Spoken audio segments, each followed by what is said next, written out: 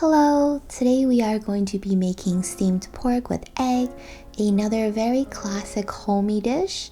You will be needing salt, sugar, light soy sauce, water, ground pork, and some eggs. The first time I learned this dish was when I went off to uni and I really missed home. So you're just going to combine together all the ingredients. And you can definitely use your hand to mix this if you find using chopsticks a little tricky. The trick to getting that soft texture is by adding eggs. As usual, the precise amount is in the description box.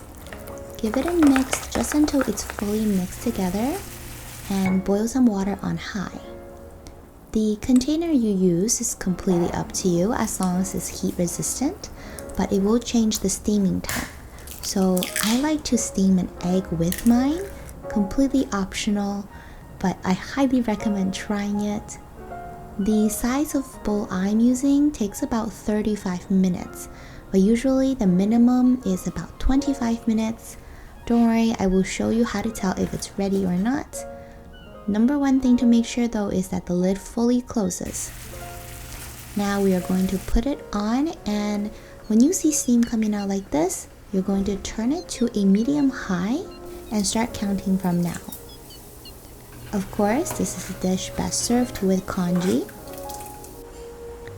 To check to see if it's ready, you want to poke it at around 25 minutes and it should go in and feel pretty firm, and the liquid that comes out should be like gravy.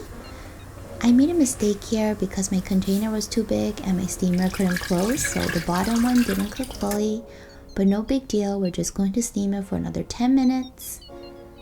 This is a pretty low maintenance dish, so you can easily make it aside other dishes. Because we added the egg and the water, it's pretty difficult to oversteam, so don't worry. Now we're going to check it again. And you also want to make sure that the egg is soft like this. Alright, I can't wait for you to see the inside. Look at that beautiful yellow.